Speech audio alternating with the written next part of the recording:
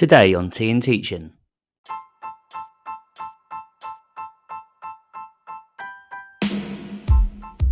So a great meeting is one that's highly relevant to your job. You're sitting there going, gosh, I'm really glad I'm here because this is going to help me. So it's relevant and it's inclusive, right? So if you're going to invite people to a meeting, you got to create that environment where they feel fully safe and able to participate. One of the things we found in our research is the greatest predictor of one-on-one effectiveness, meeting effectiveness, is the direct report, the teacher, educator doing the majority of the talking. Therefore, the greatest predictor of ineffectiveness is when the manager does the majority of talking. Meetings need to have a proper close. And this is something that's so often neglected by meeting leaders.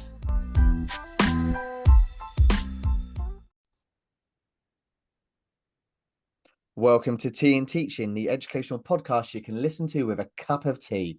I'm Arthur Moore, and with me, as always, is Mike Harrowell. Hi, Mike. Hello, Arthur. How are you today, buddy? That's it. That's all I've got. Hello, Arthur. I'm sad today because I missed an amazing conversation that you had. You really did miss an amazing conversation, Mike, but that's what happens when we speak to guests from around this planet Earth. Yeah, unfortunately, us people with jobs, we just can't make this. But people who have flexi hours, such as yourself, you have that privilege of being able to speak to these international guests that we get. And we had would you like to hear about the guest you missed out on, Mike? Would I? Yes, please. Well, I was lucky enough to speak today to Steven Rogelberg, who is a professor of organizational science, management, and psychology, Mike. He's the Chancellor's Professor at the University of North Carolina, and I think the first TandTeaching guest we've had to also appear in front of the US Congress. So a pretty big guest today, Mike. Yes, fantastic CV. And, I was lucky enough to listen to this conversation after you recorded it. And I can tell you, listeners, this is an absolute beauty. It's so informative. So what I spoke to him about, Mike, was all about meetings. And that's because that is Steven's kind of area of expertise. It's what he goes around, trains and talks to people about. He's also the author of two books, The Surprising Science of Meetings, which I own, have read and think is amazing. And he's got a new book coming out in January, Mike, very soon after this pod goes out, all about one-to-one meetings called Glad We Met. So listeners, go away, put the kettle on, get a cup of tea. You're going to come back, you're going to listen to me and Steven talking, and then we're going to come back after that, and it will be me and Mike talking and reflecting upon that conversation and about our experiences of meetings in schools. So get the kettle on, get a biscuit, and let's listen to some information about teams and meetings.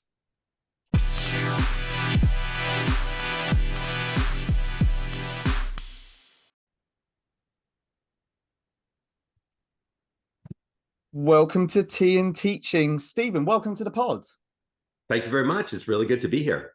Oh, it's our absolute pleasure. So we're going to have a quick chat today about meetings. And specifically, we're going to be talking about one-to-one meetings, which I know you've got a new book coming out all about.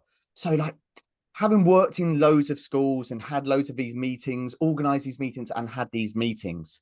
One thing we always find in kind of schools is we are like really time pressured working in kind of those schools. I'm sure you get this as kind of a educator yourself. There's so many more things going on, especially too with our students, that meetings kind of often fall down our kind of priority list. And maybe we don't put the time and focus into organizing and having those meetings effectively. So I was hoping kind of your background experience, we could have a little chat about like what makes a great meeting and how we can kind of refocus in on that meeting itself. Sure. So a great meeting is one that's highly relevant to your job. You're sitting there going, gosh, I'm really glad I'm here because this is going to help me. So it's relevant and it's inclusive, right? So if you're going to invite people to a meeting, you got to create that environment where they feel fully safe and able to participate. And if teachers and educators can attend meetings that are relevant and inclusive and short, then they could be really meaningful to them. And the short piece is tricky. There's a tendency to keep defaulting to these hour-long meetings and such. And people just don't have the time and energy, especially educators who are being pulled in so many different directions. There's a fascinating research finding called Parkinson's Law, and this is the idea that work expands to fill whatever time is allotted to it. So magically, if we schedule a meeting for an hour, it takes an hour, but we can actually use this to our advantage, right? Our meetings in schools, we can set them for 15 minutes, 20 minutes, and we'll get it done. And if it's a targeted, inclusive meeting, teachers can actually leave there feeling like they've had an energy boost as opposed to feeling drained by the meeting. No, I completely agree that the default hour-long meeting is the classic, isn't it? So kind of on that lines, if I'm organizing a meeting with someone who I'm kind of leading that meeting one-to-one, what can I do before the meeting to make sure that meeting is going to be relevant, is going to be inclusive, and is going to be short? Sure.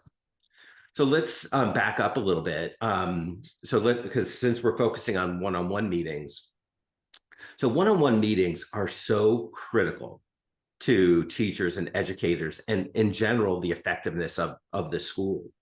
One-on-one meetings are this opportunity to really see the educators, right? To really engage with them on their terms, to identify what's on their minds, and to provide support. Working in a school can often feel very isolating as you're being pulled in a million different directions. So one-on-ones are truly that opportunity to empower, engage, and support your teachers. So I want to make sure we set the stage with that. Then in terms of, having a good one, I love how you frame it. Yeah, there's definitely things you want to think about before, things during and things after. From a before perspective, because a one-on-one's inherently a meeting for the teacher or the educator, not for the manager, it's important to create some type of plan of action based on what they want to talk about, right? So help them think in advance about the types of topics they can broach in the one-on-one, from the tactical issues that are vexing them on a daily basis, but also bigger picture issues such as their broader place in the school. So a manager can absolutely say, here's a range of things that we could talk about, but I want this to be about you. So start to think about what would be helpful to you. Come to the meeting with a list. I will also do the same, but we're going to privilege your topics. And if we run out of time, it's going to come out of my topics. So basically, the prep is just helping the educator realize that this is going to be their time to get what they need, to continue to be effective. I can completely kind of relate to that. Going into meetings, being like, I really want to discuss this. My manager talks for 20 minutes and then says, right at the end of the meeting, I'm like, but I had these points I wanted to discuss. I know. Let me just tell you something about this, because that's a great observation.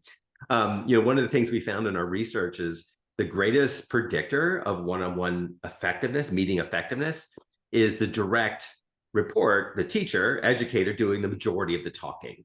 Therefore, the greatest predictor of ineffectiveness is when the manager does the majority of talking. So the best leaders realize that they need to make sure that their voice is not dominating the conversation, but that's actually hard to do. One of the findings that I get a kick out of talking about in my new book, which is called Glad We Met, The Art and Science of One-on-One Meetings, is the fact that this brain research has generally found that when people talk, it actually fires up the same areas in the brain that good food and sex does. So we talk a lot because it tends to kind of feel pretty good, but we need to be sure to give that gift to the educator, right? Because this meeting is not for us. It's fun. That relates a lot to kind of teaching pedagogical theory, where we're talking about, like, we do a lot of thinking in class, but what we want is our students to be thinking, not us to be kind of talking at them the whole time. And that's exactly what you're talking about with meetings. You are so right. I love that. That is a great connection. One of the things that's, I think, really neat about the book is, one-on-ones are relevant for the manager to the educator. One-on-ones are relevant for the educator to the student. And it even is relevant when you go back home, and how you engage with your own children. Everyone is needing and feeling that they want to be seen. And, these one-on-ones are just that mechanism for bringing kids, right? Making the kids feel seen, making sure that we better understand them and their challenges as a whole person. And, obviously the teacher being seen as well. So kind of when we're in that meeting, we've agreed upon what we're going to talk about. The person is talking at me, and I'm listening to them. What should I be kind of very conscious of in my meeting to make sure that we're both getting something out of this? Love it. So basically, when we're having a one-on-one meeting, we are really meeting their tactical needs and their personal needs, right? So the tactical needs are really about kind of, the practical driving work, driving careers. And the personal needs really refer to how that person feels coming out of that one-on-one. So the practical needs is like a good meal, and the personal needs are like the service. And if you have a great meal but bad service, you leave there not feeling so good. And so as a leader in a one-on-one, you want to be focused on both of those things. And so the practical, that tends to be driven by the action plan. The personal really is driven by the leader truly listening, engaging, offering help, being kind and supportive, even being vulnerable, right? Because when we are a little bit vulnerable, it tends to bring out vulnerability in others. The leader also is actively asking the educator for their input with regard to the solutions. So as opposed to just saying, hey, here's what you should do, they're actually working through a process and asking questions to help the educator find the answer, ideally on their own. And obviously, if they can't, the manager can share their point of view. But ultimately, you create more safety and inclusion to the extent that the manager is in this facilitation mode, right? Bringing out the voice, listening carefully, asking great questions. And that keeps reminding us, again, that the meeting is for the direct report, the educator, not us. And can I also use those questions to make sure that we stay on topic? Because I'm sure you've been loads of meetings where we go off on topic, we wanted to talk about this, or the person wanted to talk to me about that. I can use those questions to kind of make sure we refocus on the person's goals or what they want to talk about initially. Sure. I love as an opening question to ask the direct, what are the most important things you want to make sure that we complete by the end of this conversation? So let's know what our key targets are and prioritize those. But I will say, if the educator is, they want to keep talking about topic X and they keep going, we kind of have to let them, right? Because this is what's on their mind. And we're trying to conduct this meeting, again, for them. So if they're spending a lot of time on topic X, go for it. You could certainly remind them, hey, I know you wanted to maybe cover topic Y and Z, but if you don't want to go there, that's fine. I want to make sure this is valuable for you. I really like the idea of before the meeting saying, like, what do we actually want to get out of this meeting? I know there was a big chapter on that in your first book, The Surprising Science of Meetings. And that's something I've used a lot when I was leading team meetings, going like, before we do anything, what do we want to get out of this meeting, rather than just filling the hours, you kind of said. So let's say the meeting's happened, it's been a good meeting. I want to just make sure that we've kind of maybe taken away the same things. Quite often in education, as you know, like they have to quickly run out the door and run back to their lesson. There's not normally that nice 5 minutes at the end where we can kind of walk back and get a cup of tea or coffee. So what can I do post meeting to make sure we both kind of agree actually maybe what happened in that meeting? Meetings need to have a proper close. And this is something that's so often neglected by meeting leaders. So really, with 2 minutes, 3 minutes before the meeting ends, you actually need to stop. And you need to say, all right, let's just do a quick recap. Here's what we covered. Here's what we both agreed to do. Did I get that right? Here's what we'll talk about next time. So we do want to have a close. It should never just be this frantic rush out of the meeting. It needs to come, a proper close needs to come out of the meeting itself. And then you take notes, both parties take notes, and then they can exchange those notes of actions. That could be done post-meeting to make sure everyone's on the same page. But basically, we want a proper wrap-up. And by the way, another good thing is to try to end on a positive. Even when we're delivering, critical or discussing hard, difficult issues, we can still end on a positive. And so look for it, right? So by ending on a positive, you wind up helping build the self-efficacy of the educator, allowing them to return to the classroom with a little bit more of a hop in their step. And the positive doesn't mean, just saying, oh, you're great, you're great. It could just be, I know we talked about hard stuff today, but I'm there for you and I believe in you. I know we can do this. And so look for opportunities to help elevate the person as they walk out the physical or virtual door. And sometimes, even if you haven't quite got to where you want the meeting to end, at least you can say, well, we're nearer to our goal. We understand. Maybe we haven't solved the problem, but we now know what the question is. Exactly. And that's also part of that close. So the close is seeing, where did we go? What did we complete? But where do we have yet to go? But I'll tell you, it's so interesting how few one-on-ones and meetings in general have that proper close. That's definitely something I'm going to think about next time I kind of are talking to someone one-to-one. As we start to wrap up this conversation in, Stephen, I've already mentioned your first book, and you kind of mentioned your new book. Do you want to give us a bit more kind of, when's that book coming out?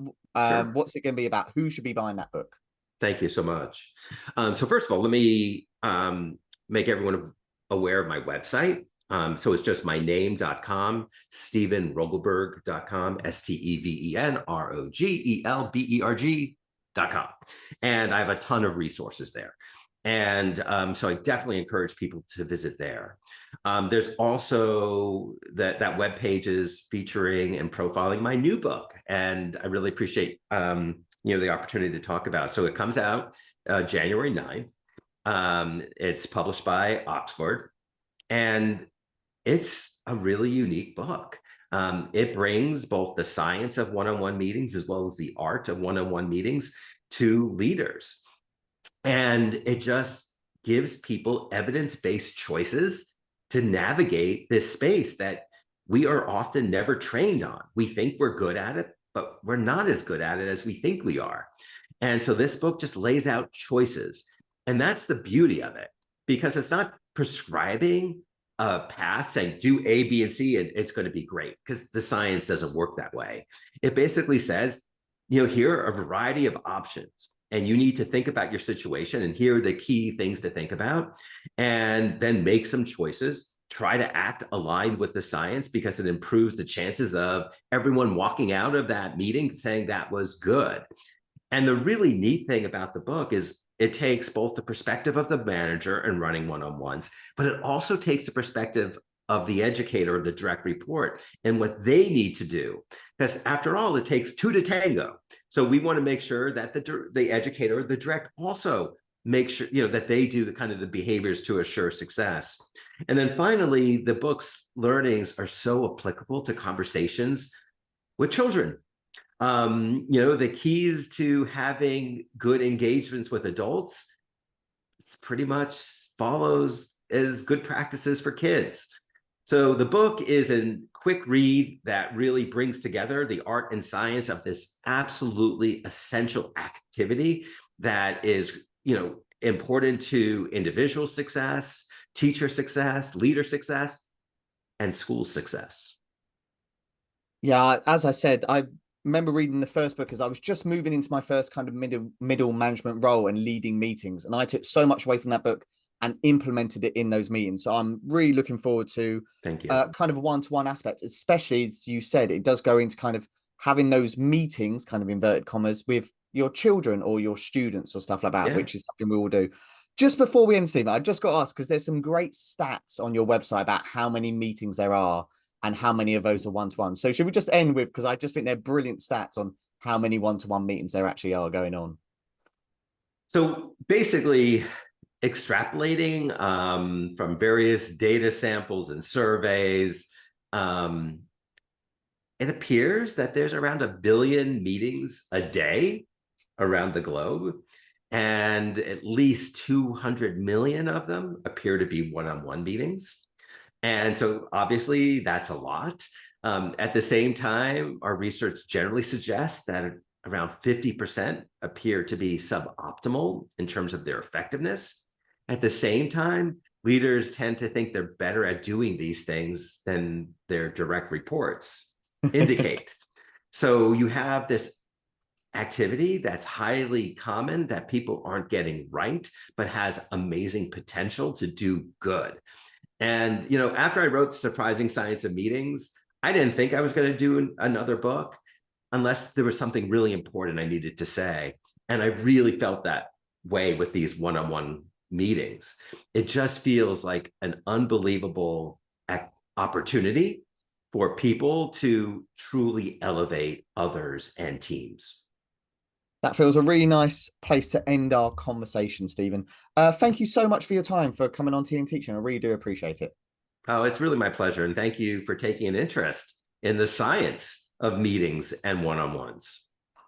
And listeners, I'll be back in a moment with Mike Harrowell to talk a bit more about meetings in schools.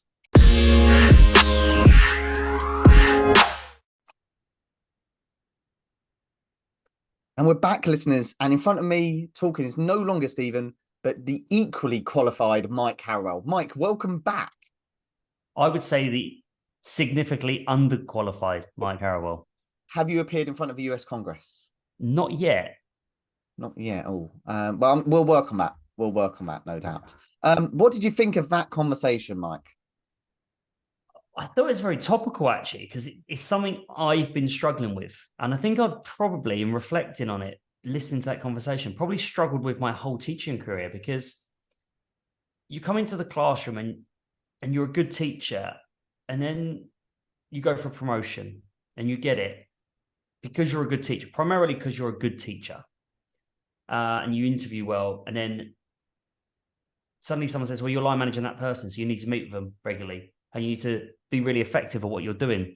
But no one ever sits you down and tells you, here's how to be effective at line managing an individual or meeting with an individual or working with others. So it's something I think I've struggled with throughout my career. And listening today to that conversation was enlightening. It gave me so many fresh ideas to bring to the conversations I have with colleagues.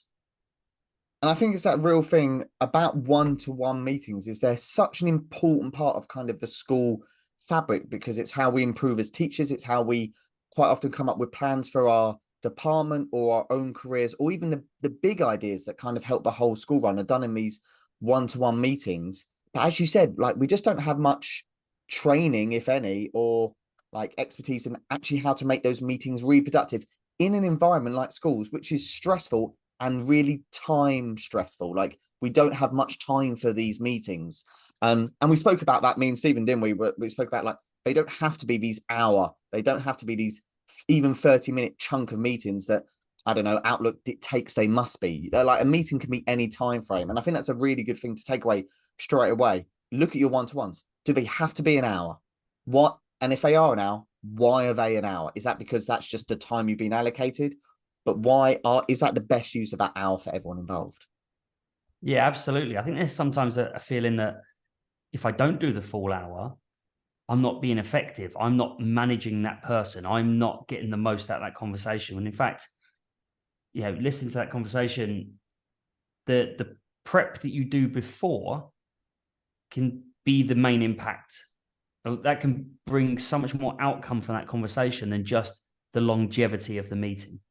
Them bringing a list, you bring in a list, prioritizing their points because they're the things that person wants to talk to you about. It's making the conversation relevant, like you said. It's making it inclusive, and that ultimately will create that shorter, more effective meeting, as opposed to a meeting that goes on for 60 minutes because you've got a set agenda you've got to get through, or there's certain things you feel that you need to discuss every single time, and that person ends up not feeling heard or not getting the things out that they want to get out of the meeting as well. One thing that I really like Steven spoke about, and this ties into what you're saying, there's two aspects of that meeting. There's the kind of thing that you want to convey, as the person leading the meeting, but there's also that personal aspect of the person who you are meeting and what they want to have from the conversation. And ultimately, that's more important. You are line managing them. You are helping them with whatever they want to talk about. And he spoke about that initial question when you sit down of like, what do you want to get out of today's meeting? I think it's just something that people can take straight away from this. And you can implement that tomorrow when you sit down that one-to-one. The first thing you say, what do you want to get out of this meeting? And that immediately gives the meeting focus, it gives it structure, but it also makes sure it's relevant to what you want to talk about in that moment. And that was one of Steven's key points of it needs to be relevant to what you both need to get out of that meeting. Yeah. And that sometimes I come in when I'm managing others and I come in with I think this is really important. We need to speak about this. Or maybe my line manager's raised something with me and says, well, you need to speak to that person about this. And it's fresh on my mind. And I think it's important. But the whole time I'm speaking to that person, all they're thinking about is, but I need to speak about something different. This is really bothering me, or this is coming up and this is a big issue for me. They're not engaging with what you're talking about. And you're almost talking for the sake of talking, as opposed to engaging in a powerful conversation. And that's definitely something I've taken away from that conversation. And I think it works for one-to-one. It also works for group meetings. I know I've done this, and I'm fairly sure I did it because I read it in the first book, The Surprising Science of Meetings, is when you sit down in that one-to-one or in a group, the first thing you say is there any reason we can't focus on what we're going to discuss in this meeting? Because someone might say, do you know what, actually, like I've just had a phone call from home and I'm really not in the headspace for this meeting. There's no point having that meeting. Or someone might say, do you know what, Mike, I just had an awful lesson. And you talking to me about like the wider school plan is not where my head is at right now. Like, so make sure you're sitting down with that person being like, just you're on the same page. What are we going to talk about today? And why are we talking about that? And most importantly, is it what you want to talk about right now, not what I need to talk to you about as your line manager? Yeah. And it goes back to that question, wasn't it? What are the most important things you want to make sure we complete today? Prioritizing those conversations and making sure that, but maybe you've got two things you really want to complete today, but I've got one that I really want to complete. So let's make sure we prioritize those, to make sure we give our full attention to those. All the other little bits and pieces we can either do via an email or we can just mop up at the end. But let's give the time to the things that we really want to talk about.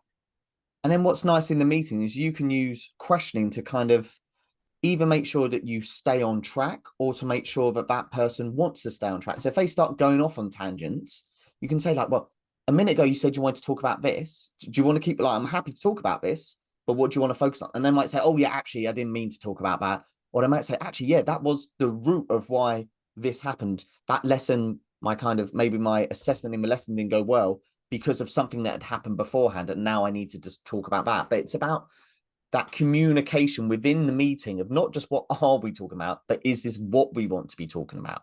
And that will help meetings be short and focused, which is like so important in teaching, isn't it? How many times have you had meetings where like, oh, I could be planning right now, or I could be doing some marking right now? Yeah. And your head's elsewhere, definitely. And you're thinking, come on, just get to the point. Let's just talk about what we need to talk about and let me get back to the 1,000,001 other things I've got to do. I love the fact that he talked about that proper close to the meeting as well. Not just the kind of, okay, any other business? No. All right. Well, we're done here. Enjoy the rest of your day.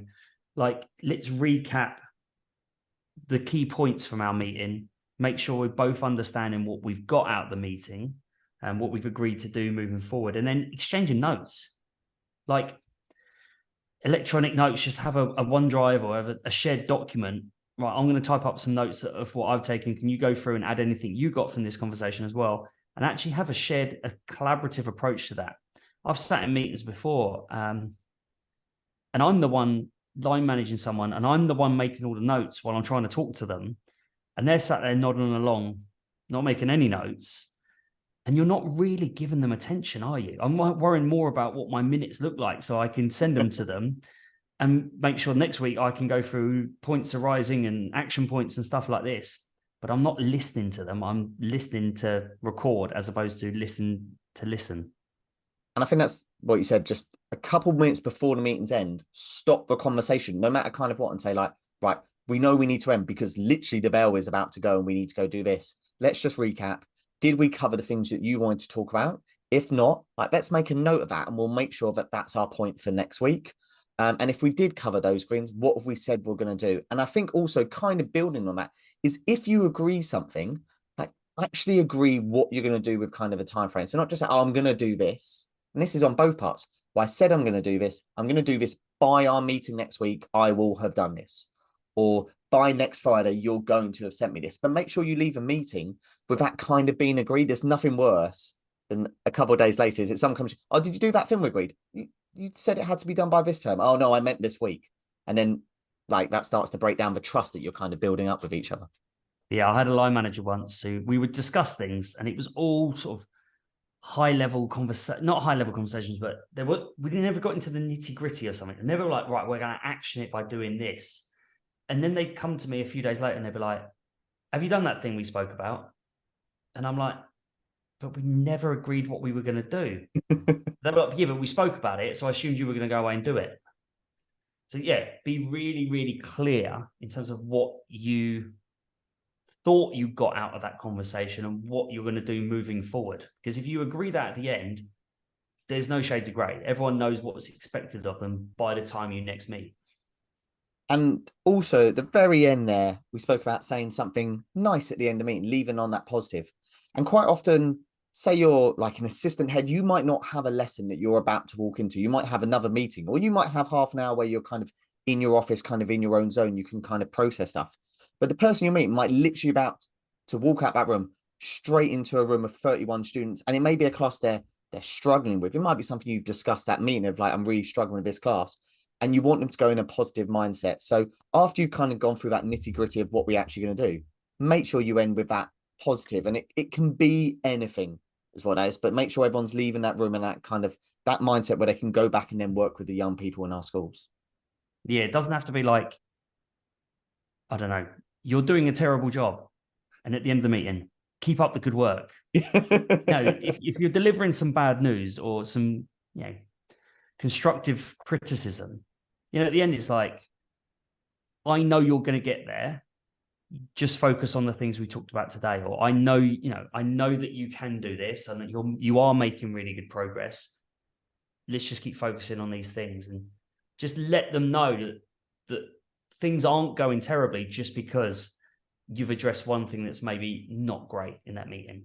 And sometimes you can end with a really leading conversation of, what you're looking forward to this weekend, what you're looking forward to the rest of the school, and they'll give you something they're looking forward to. And then at least we're going out. The thing we're leaving the room with is that kind of that last positive vibe, rather than, oh no, Mike Harrell's just, I don't know, been yelling at me for 20 minutes, which I'm sure you do. Mike Harrell never yells.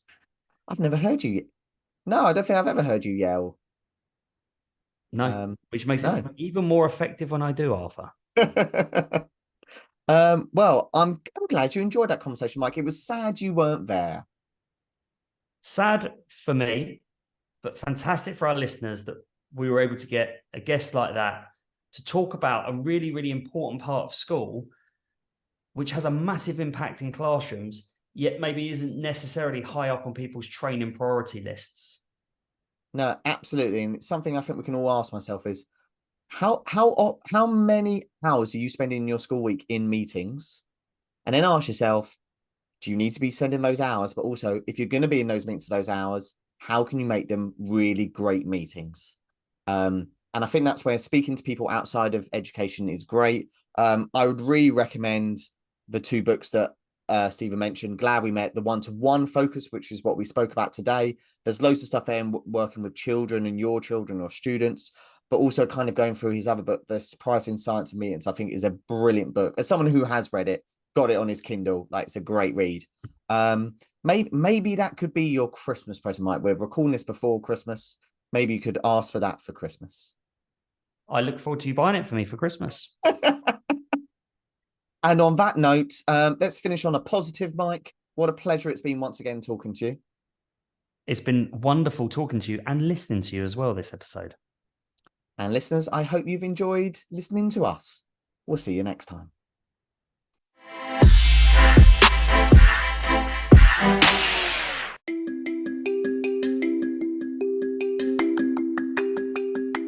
Thank you for listening to this episode of TandTeaching. if you've enjoyed the content of this episode, please feel free to share it with other educators. And if you're able to, please leave a review on the platform. And as always, thank you for listening to TandTeaching.